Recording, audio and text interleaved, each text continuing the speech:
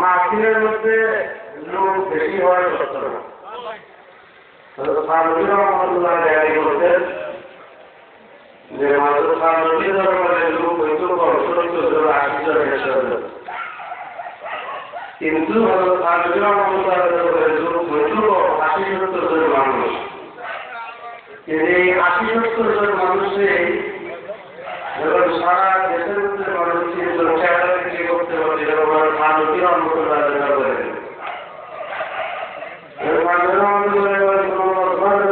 বেশি হয়ে গেলে প্রতিরক্ষণ হয়ে গেল তা লোক কম হোক, কিন্তু লোকের মতো লোক যদি একটা এর জন্য আমাদের গ্রামে মন্ত্রীরা বলে থাকি ছেলে 10টা লাগে ছেলেদের মন্ত্রে একটা ভিডিও কি করেন না।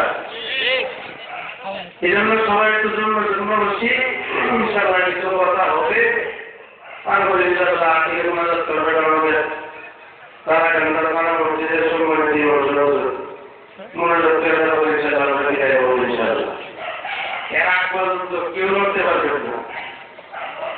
দেখুন কেনা কেনা দেখবেন তারা আগ পর্যন্ত মা সবাই বলে نحمده ونستعينه ونستغفره ونؤمن به ونتوكل عليه ونعوذ بالله من شرور أنفسنا ومن سيئات أعمالنا من يهده الله فلا مضل له ومن يضلل فلا هادي له ونشهد أن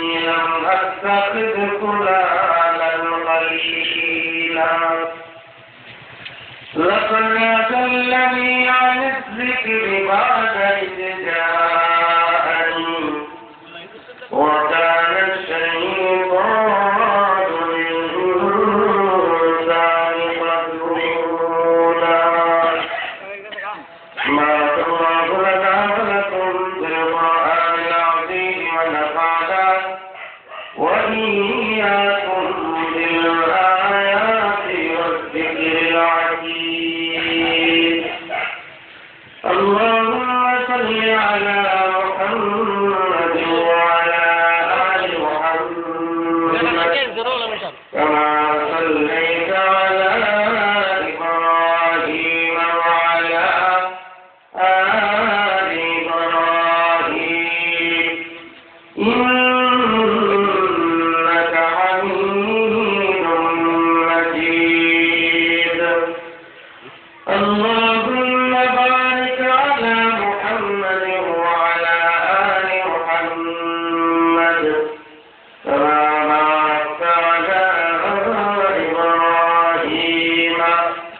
وعلى آل إبراهيم إنك حميد مجيد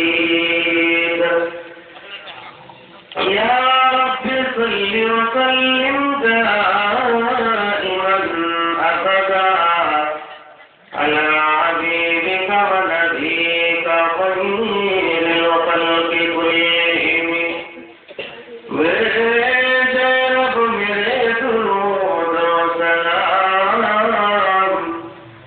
मदीना नबी पर फले मुदाम मलगलियोला बिकमाली कशफत दुजा बिजमाली हसनत जमीय खसाली صلوا عليه وآله محترم شباب وسجد الأركان بأوسن الغيرة وزارة الإسلام تمام غيرة الله جل شأنه عن مرضاته وذكره الله قادر وقدير وجل الشكر لكل جل رب العالمين আমাদের এই ঐতিহ্যবাহী মাস্টার করে মসজিদের দুনিয়া আয়োজিত মাস্টার ইসলামী সম্মেলনে আজকের এই মুহূর্তের সর্বশেষ সময় সর্বশেষ অধিবেশনে আল্লাহ আমাদেরকে উপস্থিত হওয়ার মতো সুযোগ দিয়েছেন। আল্লাহ পাকের দরবারে শুকর আদায়ের উদ্দেশ্যে সবাই আওয়াজ করে বলি আলহামদুলিল্লাহ। আরো যারা আওয়াজ করে বলতে হবে আলহামদুলিল্লাহ।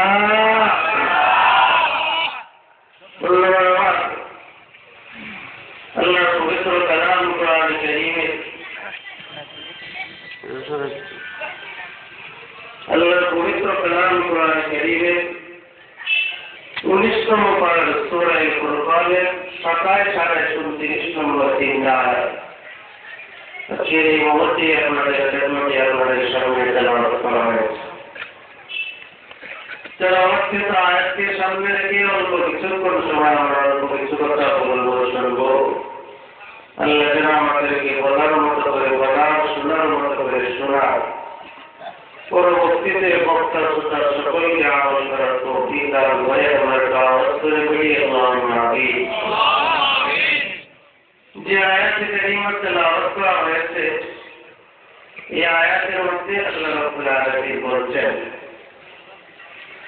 আমাদের প্রিয় নবী মুহাম্মদ রাসূলুল্লাহ সাল্লাল্লাহু আলাইহি ওয়াসাল্লাম নবীজি যখন মক্কায় এসে ইসলামের দাওয়াতের কাজ শুরু করলেন 40 বছর বয়সে নবুয়ত পাইলেন। নবুয়ত পাওয়ার পরে আল্লাহ নবী ভুবনে ভুবনে ইসলামের দাওয়াত দিতে শুরু করলেন। প্রকাশ্যে ইসলামের কথা বলতে পারেন না, দাওয়াত দিতে পারেন না, ভুবনে ভুবনে একাকিভাবে মানুষের ধারে ধারে গিয়া কাছে গিয়া একাকিভাবে আল্লাহ নবী দাওয়াত দিতে শুরু করলেন। এই দাওয়াত দিতে দিতে নবীজি 3 বছর পর্যন্ত ভুবনে দাওয়াত দিলেন। কয় বছর? 3 বছর পর্যন্ত ভুবনে দাওয়াত দিলেন। 3 বছর পরে আল্লাহ পাক নবীজির উপর কোরআনের আয়াত নাযিল করলেন। فَاصْدَعْ بِمَا تُؤْمَرُ وَأَعْرِضْ عَنِ الْمُشْرِكِينَ। নবী এইবার গোপনে না প্রকাশ্যে ইসলামের দাওয়াত শুরু করেন। যেমন আমরা প্রকাশ্যে ইসলামের কথা বলতেছি এরকম আল্লাহ নবীজিকে বললেন প্রকাশ্যে ইসলামের দাওয়াতের কাজ শুরু করেন। কাফের মুশরিক বেঈমান যারা এদেরকে পরোয়া করবেন না, সবার রক্ত চক্ষুকে উপেক্ষা করে আপনি প্রকাশ্যে ইসলামের দাওয়াতের কাজ শুরু করেন। দাওয়াত তবে এই দাওয়াত নবীজি প্রকাশ্যে ইসলামের দাওয়াতটা দিবেন কিভাবে, আরম্ভটা করবেন কিভাবে, সূচনাটা কিভাবে করবেন, এই বিষয়টা নিয়ে নবীজি খুব হিমশিম হয়ে পড়েছিলেন। এক পর্যায়ে আল্লাহর নবী হযরত আলী রাদিয়াল্লাহু তাআলা আনহু বললেন, আলী এক কাজ করো, মক্কার মানুষকে আমার বাড়িতে একটা দাওয়াত দেওয়ার দাওয়াতের ব্যবস্থা করো, জিয়ারতের ব্যবস্থা করো। আল্লাহ নবী এই নির্দেশ পালন করে হযরত আলী রাদিয়াল্লাহু তাআলা আনহু সর্বমোট 40 জন মানুষকে নবীদের বাড়িতে দাওয়াত করেছেন। কতজন? ঘুমায় গেছে? জানলা আছে? কতজন? 40 জন মানুষকে নবীদের দাওয়াত করেছেন। নবীদের বাড়িতে হযরত আলী দাওয়াত করেছেন। এই 40 জন মানুষকে দাওয়াত করার পরে আল্লাহ নবী 40 জন মানুষের জন্য খাবারের ব্যবস্থা করেছিলেন। মেহমান দাওয়াত দিলে খাবারের ব্যবস্থা করছিল না? খাবারের ব্যবস্থা করতেন 40 জন মানুষের জন্য। 1 কেজি আটার রুটি, একটা বকরির রাত, সামান্য রুটি হল। একটা বকরির রাত, 1 কেজি আটার রুটি, সামান্য রুটি হল। এটা হলো 40 জন মানুষের খাবার। আমাদের কাছে 1 কেজি আটার রুটিতে 40 জনকে খাওয়াতে চায়। আমাদের ভিতরে আমরা এমন মানুষের কাছে যারা আছি মাশাআল্লাহ 1 কেজি আটার রুটি ঠিক মতো ট্যাক্সি করে বইলে এটা কোনো ব্যাপার না। কি বল ঠিক না ঠিক? আর আরবের মানুষ তো খাবারের ব্যাপারে এমনি উস্তাদ। এরা খালি খায়, খাবারের ব্যাপারে কি যে উস্তাদ। আমরা ছাত্র যখন আমাদের সচেতন কর্তা লোক পাতুলি এমন নামকে দেখতে হবে ইতার লোকের ঘটনা হবে। আরবের ভিতরে একটু সকালবেলা বাইরে তো বাইরে রাস্তা দিয়ে যাইতেছে, হঠাৎ করে তার পেটের ভিতরে এমন একটা কাপড় দিতে, পায়খানার চাপ দিতে। এই পায়খানার চাপ দেওয়ার পরে এই লোকটা দৌড়ায় পাশে এক বাড়িতে আসছিল, ওই বাড়ি থেকে কেমন বলতে ভাই আমি রাস্তা দিয়ে দেখি যে আমার পেটের মধ্যে এমন মুসর দিতে, পায়খানার চাপ দিতে যে আমি আর সহ্য করতে পারছি না। আপনার কাছে যেহেতু বাথরুমের ব্যবস্থা আছে আমার একটু সহযোগিতা করে দিব। কেউ যদি নিজের ঘরে যেহেতু বাথরুম করতে চায় কেন না করুন যায় কথাটা বাথরুমের ব্যবস্থা আছে। তো ওই লোকের বাথরুমের ভিতরে দিয়া এই বাড়িওয়ালা সকালবেলা মাথায় রেখেছে রুটি, আটা রুটি রেখেছে। এবার আটা রুটি যখন খেয়ে যাচ্ছে এইবার তার বাথরুমের বাইরে হয়েছে, বাইরে হওয়ার পরে এবার বাড়িওয়ালা আমি খেয়ে গেছি বসে বসে রুটি তরকারি দিয়া সেটা দেখছে একটু না খাচ্ছে দেওয়ান দেখা যায় না। এবার বাড়িওয়ালা ভাই খাইবেন রুটি আসা আমার সাথে বসে রাস্তায় সকালবেলা আমার বাথরুম করছি একটাও খালি গেছে খাওয়ানো দরকার যে আর জীবন ফিরে যাচ্ছি জীবনের ভাই ওই গেল বসে বসার পরে বাইরে বসায় ভিতরে বসে ভিতর থেকে ওই নিয়ে আসে বাড়িওয়ালা ভিতর থেকে গিয়া 10টা রুটি আনবে। কয়টা? 10টা রুটি আনতে রুটি আপনার টেবিলের উপরে রেখে বাড়িওয়ালা রুটি থাক, আগে আপনার জন্য বাড়ির ভিতর থেকে গিয়ে তরকারি নিয়ে আসে। এবার তারা গেছে তরকারি আনবেন বাইরে রুটি 10টা শেষ খায় খাপা। এখন তারা তরকারি থাক, আমি আপনার জন্য আবার ভিতর থেকে রুটি নিয়ে আসতে এখন ভিতর থেকে রুটি এখানে এবার তরকারি রুটি আমি আমার ভিতর থেকে তরকারি নিয়ে আসছি, আমার তরকারি আপনি রুটি শেষ। এইভাবে করে করতে করতে তারা সর্বমোট 10 বা 10টা রুটি আছে। 10 বাটি তরকারি আছে। কিন্তু করিল এই 10 বা 10 বাটি তরকারি আর 10 রুটি আছে, কিন্তু রুটি আর তরকারি তারা 2 জায়গায় একখানে করতে পারে। এমন খাবার এখন যখন খাবার খাবার করে বাইরে বাইরে লাইফেন কোথা তো বাইরে যাবো আমি যাবো ভালো ডাক্তার আছে ডাক্তারটা সমস্যাটা কি আমার সমস্যা হয়ে তো আমার খাইলে বাইরে কি খাইলে তার অসর হয় না, সে যদি খায় 100 রুটি আর অন্ধবই নেই রুটি করবো এরকম ভারী হবে ভাই আপনি ভালো কথা ডাক্তারের কাছে যান, আমার কোনো আপত্তি নেই, কিন্তু আপনার সেটা একটা অনুভব আমি ডাক্তার থেকে যাওয়ার সময় দয়া করে আর এই রাস্তা দিয়ে অন্য রাস্তা দিয়ে ধরেছে। আরবের মানুষের খাবারের অবস্থা, যারা এক কথাতে একশো দিকে না তাও পেট ঠিকঠাক হজম শক্তি ঠিক নাই, হজম শক্তি ঠিক থাকলে এদের অবস্থাটা কি হবে? এইরকম 40 জন মানুষের জন্য খাবারের ব্যবস্থা করতে ঠিক একটা মুক্তির সামান্য কিছু নির্দিষ্ট হিসেবে আমরা আছি। আবু সাহেবা আবুল যারা সবাই আছে। এখন যখন হাতে পাওয়ার পরে যখন খাবার সামনে উপস্থিত করে আল্লাহ নবীর আপন চাচা আবুল আহাব, যার ব্যাপারে আল্লাহ প্রধানমন্ত্রী সূরা নাযিল করেছেন, তাব্বাত ইয়াদা আবি লাহাবিন ওয়া তাব্বা আগনা আনহু মালুহু ওয়া মা কাসাব। এই সূরা নাযিল করেছেন। এই আবুল আহাব এই খাবার একটা প্রকৃতিত করতেছে, চেহারা প্রকৃতিত করতেছে, ভুল করে দিচ্ছে, বুঝে গেছে এই খাবারগুলো খাবার আমাদের 40 জন মানুষের জন্য। কিন্তু আল্লাহ নবী আবার জাতীয় দিয়ে আল্লাহর নাম নিয়ে দেওয়া শুরু করো, বিসমিল্লাহ বলে দেওয়া শুরু করো।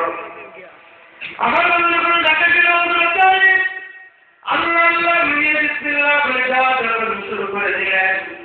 এই সামান্য খাবার দিয়ে হযরতে আলী রাদিয়াল্লাহু তাআলা 40 জন মানুষকে পেট ভরপুর করে খাওয়া দাওয়া করাইলেন। এরপরে দেখা গেল বকরির আগের মধ্যে হয়ে গেছে, মধু আগের মধ্যে হয়ে গেছে, আটার রুটি আগের মধ্যে হয়ে গেছে। 40 জন মানুষ মিলে এই রুটি একটা বকরির আসমাত্র মতো শেষ করতে পারে না। এটা বিসমিল্লাহর বরকত। কিসের বরকত? খাওয়া যখন হয়ে গেছে আল্লাহর নবী ইসলামের দাওয়াতটা দিবে দাঁড়ায়। এটা আমাদের দাওয়াতটা দিবে। এমন সমাজ বলতে আরম্ভ করলো, মক্কা বাসী আমার আত্মীয় স্বজনেরা মুহাম্মদ সাল্লাল্লাহু আলাইহি ওয়াসাল্লাম 40 জন মানুষকে তার বাড়িতে দাওয়াত করেছেন। আর আমাদের 40 জন মানুষের জন্য খাবারের ব্যবস্থা করেছেন। একটা বকরির রান, 1 কেজি আটা রুটি আর সামান্যতম কিছু মধু। মুহাম্মদ সাল্লাল্লাহু আলাইহি ওয়াসাল্লাম এই খাবারের মধ্যে জাদু করেছে। আমার জীবনে আমি আর এরকম জাদু দেখিলাম। আপনারা অনুষ্ঠানটা দিল, দাওয়াত দিবে, দাওয়াতের আল্লাহ নবী এই প্রথম দিন তো শেষ, দ্বিতীয় দিন একই অবস্থা করেছেন, দাওয়াত দিয়ে সবাই আসছেন, প্রতিষ্ঠিতভাবে দাওয়াত দিবে।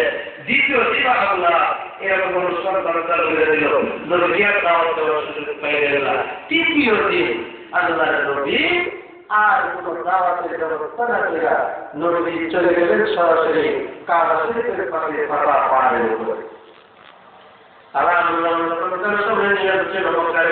মানুষ বিপদ আপদ মুসিবতের মধ্যে পড়লে উঁচু কোনো জায়গার মধ্যে দাঁড়িয়ে লাল লিসান উড়াইতো, লাল লিসান উড়াইতো। দূর দূরান্ত থেকে লোকজন যখন দেখতো মানুষেরা বুঝতে পারতো লোকটা বিপদের মধ্যে পড়েছে, তাকে সহযোগিতা করা দরকার। এই জন্য সকলে তাকে সহযোগিতা করার জন্য আসতো। আমার মূল্যবান আল্লাহর নবী এই নিয়ম মতে মক্কার এই নিয়ম মোতাবেক চলে গেলেন সাফা পাহাড়ের উপরে। সাফা পাহাড়ের উপরে যাওয়ার পরে আল্লাহর নবী সাফা পাহাড়ের উপরে গিয়ে ইবাদতের লাল নিশান রেখে আরম্ভ করলেন। যে দিক থেকে পাল্লু চলে আসলো যেটা মুহাম্মদ সাল্লাল্লাহু আলাইহি ওয়াসাল্লাম আল্লাহর নবী বিপদের মধ্যে পড়ে গেছেন। মক্কাবাসী আল্লাহর নবী বলতে লাগলো, ও মুহাম্মদ সাল্লাল্লাহু আলাইহি ওয়াসাল্লাম, কিভাবে পাকরা কেন তুমি আমাদেরকে একত্রিত করেছিলে না, দাওয়াত না কেন তুমি আমাদেরকে ডাক দিয়েছো? কি হয়েছে তোমার? আমাকে আমাদেরকে বললাম না তোমার সমস্যা সমাধান করবো। আমার বন্ধুগণ আল্লাহর নবী বললেন, ও মক্কাবাসী আমার আত্মীয় স্বজনেরা, কি যেন তোমাদেরকে একত্রিত করলাম, এই কথাটা তোমাদেরকে বলবো। তবে তোমাদের কাছে চাই, ও মক্কাবাসী আমার আত্মীয়রা, আমি মুহাম্মদ সাল্লাল্লাহু আলাইহি ওয়াসাল্লাম এই মক্কার ভিতরে জন্মগ্রহণ করেছি।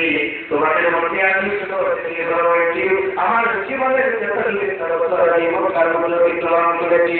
ও মক্কাবাসী আমার আত্মীয় স্বজনেরা, কি জন্য তোমাদের একত্রিত করলাম, এই কথাটা বলে বলবো। তাই আমি তোমাদের কাছে জানতে চাই, আমার এই ৪৩ বছরের ভিতরে তোমরা আমাকে কেমন করে, আমার চরিত্রটা কেমন, আমার মানুষটা কেমন, এই বিষয়টাকে আমি তোমাদের কাছে জানতে চাই। আমার আল্লাহর নবীর কথা বলার পরে সমস্ত মক্কাবাসী একত্রিত হবে। আল্লাহর নবী জবাব দিল, মুহাম্মদ সাল্লাল্লাহু আলাইহি ওয়াসাল্লাম, মা জামরাতুন আলাইকা ইল্লা, ও মুহাম্মদ সাল্লাল্লাহু আলাইহি ওয়াসাল্লাম, তোমার চরিত্র এত পবিত্র, এই ৪৩ বছরের ভিতরে আমরা তোমাকে একটা কথা বলতে শুনিলাম। কয়টা মিথ্যা কথা? জোরে বল। কত বছরে? আমরা যারা এখানে আছি বয়স ৪৩, ওই দিন দিয়েছে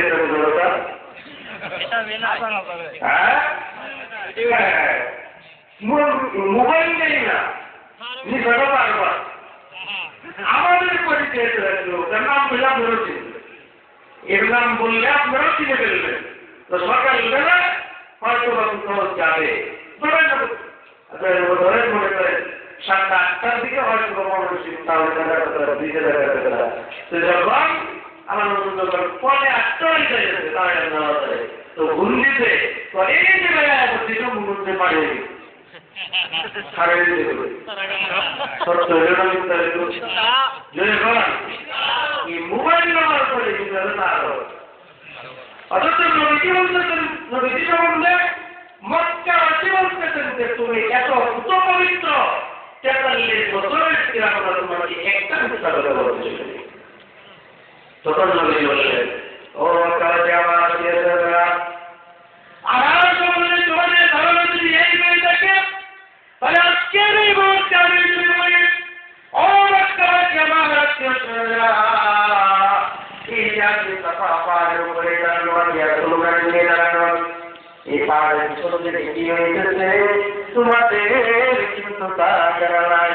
কিন্তু এই মুহূর্তে আমি যদি তোমাদেরকে বলি, ও মক্কাবাসী আমার আত্মীয়রা, পাহাড়ের পিছনে থেকে শত্রু বাহিনী মারাত্মক পত্রে সজ্জিত করে তোমাদের মক্কা দখল করার জন্য আসতেছে, ও মক্কাবাসী তোমরা আমার এই কথা বিশ্বাস করবানি।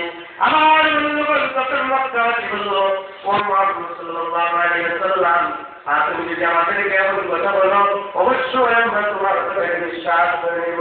আল্লাহ বললেন, ও মক্কাবাসী আমার আত্মীয়রা, একদল শত্রু বাহিনী মারাত্মক পত্রে সজ্জিত হয়ে তোমাদের মক্কা দখল করার জন্য আসতেছে।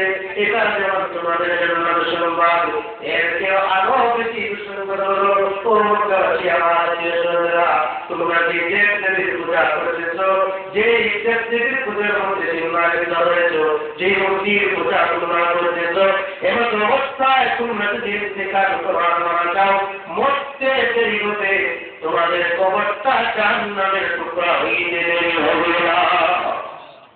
কি বলেন ঠিক না বেশি? মরতে হবে, এমন কোনো সন্দেহ নেই। ঠিক না বেশি? কারা কারা মরবেন না বলেন তো, কি কারা মরবেন না? সবাই মরতে হবে, এর মধ্যে কোনো সন্দেহ, সবাইকে মরতে হবে, কোনো সন্দেহ নাই। আবার বন্ধুরা, যে মাটি দিয়ে আমরা তৈরি, আল্লাহ রাব্বুল আলামিন সর্বপ্রথম যখন আদম বানাইলেন, মানুষ বানাইলেন, আমাদের আকিদা বলতে আদম আলাইহিস সালাতু ওয়াস সালামকে আল্লাহ রাব্বুল আলামিন যখন বানাইলেন, তৈরি করলেন, ওই মুহূর্তে হযরত আদম আলাইহিস সালাতু ওয়াস সালামকে তৈরি করার সময় আল্লাহ রাব্বুল আলামিন এই জমিন থেকে মাটি নেওয়ার জন্য তাদেরকে পাঠিয়ে সর্বপ্রথম পাঠাইলেন হযরত জিবরাইল। জিবরাইল যখন পাঠিয়েছেন, জিবরাইল যাও জমিন থেকে মাটি নিয়ে আসো, আমি সেই মাটি দিয়ে আদম তৈরি করব। আবার তখন হযরত জিবরাইল আলাইহিস সালাম আসলেন, আসার পরে জমিনের মধ্যে হাত রাখতে এইভাবে মাটি নেওয়ার জন্য, যেই মাত্র হাত রাখতে জমিনের জবান খুলে গেল, জমিন হুবহু কথা বলতে আরম্ভ করছে, জমিনের জবান খুলে গেছে। জমিন হযরত জিবরাইলকে বলল, জিবরাইল এই মাটি দিয়ে কিছুদিন মাটি দিয়ে কি হবে? হযরত জিবরাইল আল্লাহ রাব্বুল আলামিন আমাকে পাঠিয়েছেন এই মাটি দেওয়ার জন্য। আল্লাহ রাব্বুল আলামিন নির্দেশ দিয়েছেন এই মাটি যখন আমি আল্লাহ রাব্বুল আলামিনকে দিয়ে দেব, রব্বুল আলামিন সেই মাটি দিয়ে আমার অনুসরণ করবেন। হযরত জিবরাইল আলাইহিস সালাম আমার যখন এই কথা আলোচনা করে মাটি জিবরাইল বলতে লাগলো, ও জিবরাইল, আল্লাহ বলতে আমি তোমার কাছে কোনো চাই, খবর করছি আমার থেকে মাটি দিও না, তোমার কাছে কোনো চাই। হযরত জিবরাইল জিজ্ঞেস করে কেন আমরা নিয়ে নেব না?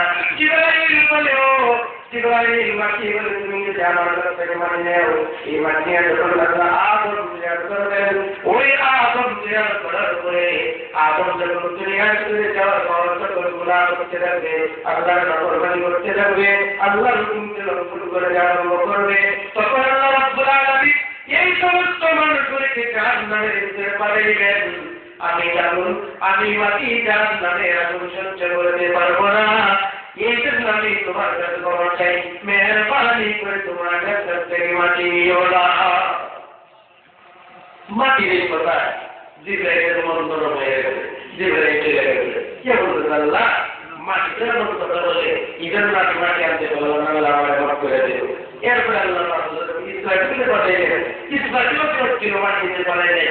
এরপরে আল্লাহ মিকাইলকে পাঠাইলেন, সেও ফেরত ছিল। সর্বশেষ পাঠিয়ে আমাদেরকে আজরাইল, তিনিই আজরাইল। মানব চাইনি দেখা করতে করা যায় না। আজরাইলের চিনেরা এমন কোন মানুষ এই দুনিয়ার ভিতরে এবার আজরাইলকে আল্লাহ পাঠাইলেন, যাও মাটি নিয়ে আসো। আবার আমাদেরকে আজরাইল মাটি নেওয়ার জন্য আসলেন। জমিনের ভিতরে আসছিল, জমিনের অনেকের মতো বলতে লাগলো, ও জমিন, আমি তোমার কাছে মাফ চাই, ক্ষমা চাই, দয়া করে মেহরবানি করে আমার কাছ থেকে তুমি মাটি নিও না। আজকে জিজ্ঞেস করে কেন গোটা মাটি বলে ঘটনা তৈরি করবে আল্লাহ। এই মাটি কারণ তৈরি করার পরে আমার যখন দুনিয়া থেকে যাওয়ার পরে নাফরমানি করবে, আল্লাহ রাব্বুল আলামিন জান্নাতের নিয়ামত দেবেন, আমি জান্নাতের আগুন সইতে পারবো না। এই জন্য তোমার কাছে বলতে আমার কাছ থেকে মাটি নিও না। আজরাইল বলে, না না, এইরকম মায়ের কথা, দয়ার কথা আজরাইলের কাছে চলে না। আল্লাহ নিশ্চয় মাটি নিয়ে যাবো। আজরাইল মাটির মায়া কান্নায় মন করে যায়। আমার বন্ধুগণ সাথে সাথে আজরাইল জমিন থেকে মাটি নিয়ে আল্লাহর কাছে দিত। আল্লাহ আজরাইল যে কাজটা করলাম, এই রকম মাটির মায়া কান্নায় তোমার মন করে যায়, সুতরাং আমি আদম বানাইব। আদম দুনিয়াতে যাবে, কিছুদিন ঘোরাফেরা করবে, তারপরে আবার আদম ইন্তেকাল করবে। এই মানুষকে দান পূরণ করার দায়িত্বটা আমি আল্লাহ তোমারই দিতেছি। তাহলে তুমি এটার উপরে কাম যায়। আল্লাহ খবর আল্লাহ, তুমি যদি হুকুম দাও মানতে না, মানবে কোনো উপায় নেই। কিন্তু আল্লাহ তোমার কাছে আমার দয়া করে আল্লাহ মানুষের দান পূরণ করার দায়িত্বটা আমাকে দিও না। কারণ আল্লাহ যদি মানুষের দান পূরণ করার দেও, আমি যখন মানুষের দান পূরণ করবো, সেখানে মানুষ আমাকে বর্তমান দেবে, হারাম করবে, কাম করবে। এখানে দেখলাম আল্লাহ বলেন, আপনাই তোমার পেরে হওয়ার কোনো কারণ নাই, তোমাকে কেউ বুঝবে না। এমন ঘটনা ঘটবে, মানুষ সেটাকে খুশি করতে আরম্ভ করবে, ইন্তেকাল করবে, জিজ্ঞেস করবো কেমন ইন্তেকাল করছে, অনিষ্ট করবে। কি বলে কিনা কেমনে মারা গেছে, কয়েকদিন মারা গেছে। আপনারা দেখতে দেখছি, খালি যদি আর এক তারিখ করে যদি যায়, তাই বলে কি বলে কেউ বলে সামনে স্ট্রোক করছে, প্যারালাইসিস করেছে, ক্যান্সার হয়ে গেছে, এইভাবে করে মানুষ মারা গেছে। আজরাইলে কেউ বুঝতে পারে না। আবার আদম কেমন বানাইলেন, বানানোর পরে তাদেরকে আদম আলাইহিস সালামকে আল্লাহ রাব্বুল আলামিন যখন দুনিয়ায় পাঠিয়ে দিলেন, পাঠিয়ে দেওয়ার পরে তাদেরকে আদম আলাইহিস সালামকে আল্লাহ বললেন, আদম দুনিয়া তো জান্নাত না, আল্লাহর রেডিমেড খাবার পাওয়া যাবে না। দুনিয়ায় থাকতে হলে রান্না বান্না করে খাওয়া শিখব, তোরা তুমি রান্না বান্না করো। তাদেরকে আদম আলাইহিস সালাম রান্না বান্না করার জন্য সব কিছু রেডি করলেন। এখন আগুন পাইবেন কই? রান্না করতে আগুনের দরকার আছে, আগুন করা নয়।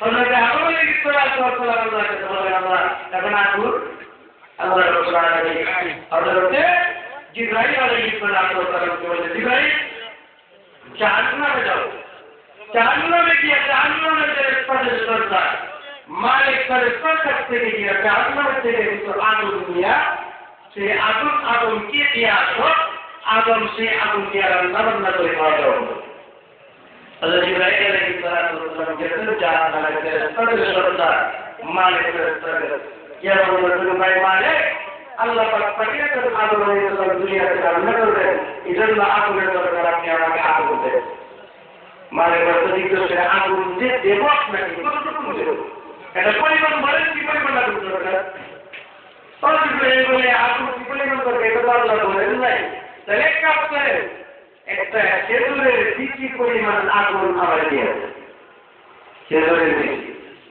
কত বড় খেজুরের বিচি কত বড় ছোট এর আগুন দেবে হযরত মালিক এই কথা শোনার পরে আশ্চর্য হয়ে গেল জিবরাইল খেজুরের বিচি পরিমাণ জাহান্নামের আগুন নিতে চান আপনার তো জাহান্নাম সম্বন্ধে কোনো ধারণা নাই এই খেজুরের বিচি পরিমাণ আগুন যদি আপনি জাহান্নাম থেকে নিয়ে দুনিয়াতে নিয়ে যান এই খেজুরের বিচি পরিমাণ আগুনের তাপে গোটা দুনিয়ার ভিতরে যা কিছু আছে সব কিছু চলে করে তার খাল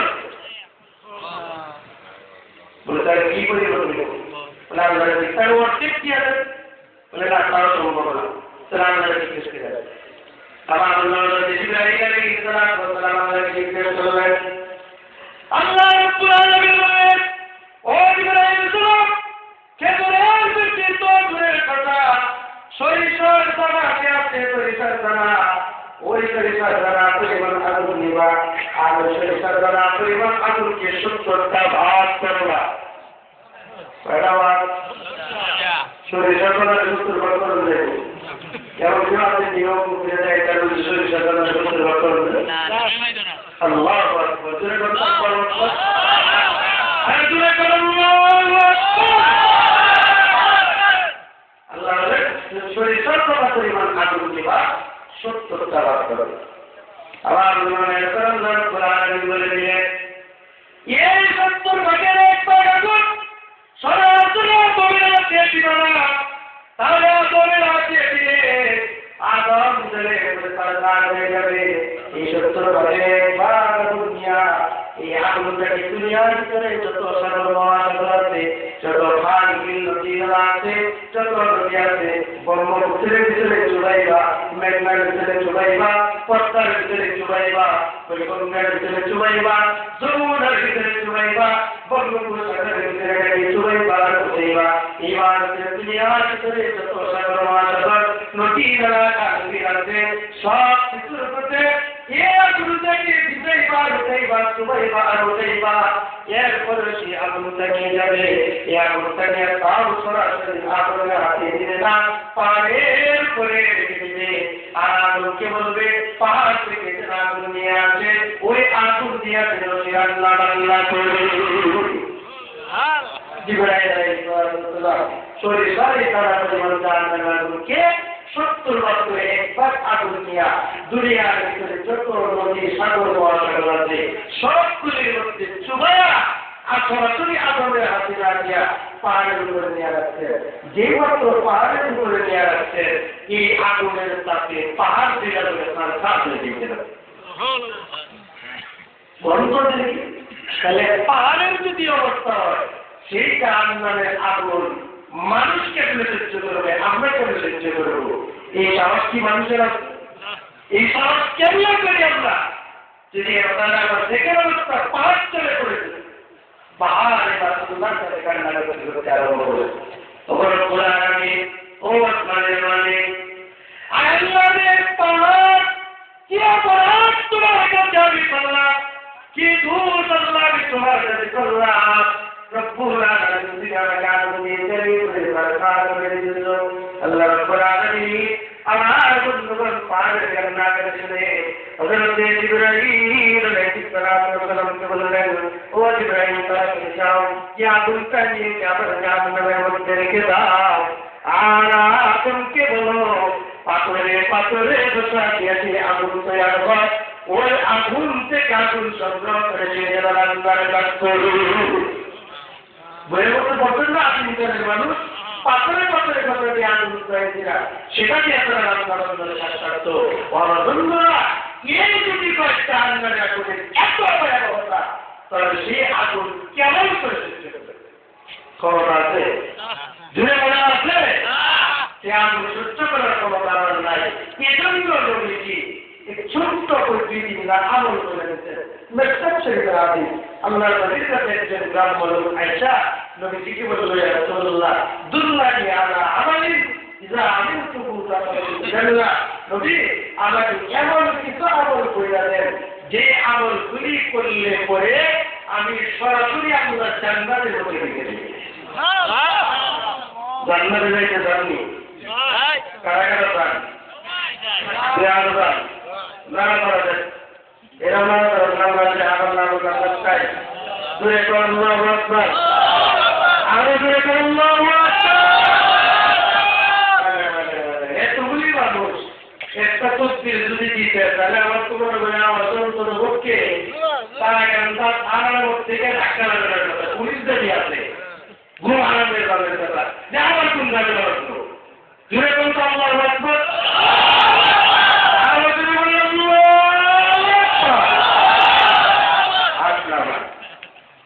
ঘুমলো বানিয়ে যাবে ঘুমাই গেলে ঘুমরা হয়ে গেল মাইন করবে মাইন মাইন মাইন রাগ দাম মাইনে দেখেন এই যদি একটা আন্দোলনের আন্দোলনের ব্যবস্থা তখন দ্বিতীয় চিত্ত মানুষকে নদীর কাছে বললেন কেমন কয়টা আমল আমার বইয়া দেন যে আমলগুলি করলে সরাসরি আমি আপনার জান্নাতে চলে গেল। আমরা আপনার জান্নাতে যাব ইনশাআল্লাহ। ঘুরে চল ইনশাআল্লাহ। আমার এই জান্নাতে যত দিকে আল্লাহ জান্নাতে যাবে তারা আগে তোমাকে কি বলে আল্লাহ বলেন পরমকিম সালাতাল মাকতুবা এক নম্বর আমল সবাই তো বড় দুনিয়া আদায় করবা পাঁচ ছেড়ে নামাজ তোমার করার দরকার নাই, নকল নামাজ পড়ার তোমার কোনো দরকার নাই। আমি বলেছি তোমাদেরকে তোমার আমল বলছিলাম এক নম্বর ওয়াতুকিমুস সালাতাল মাকতুবা ফরজ নামাজগুলি আদায় করবা ওয়া তুআদ্দিজ যাকাতাল মাফরুযা যাকাত ফরজ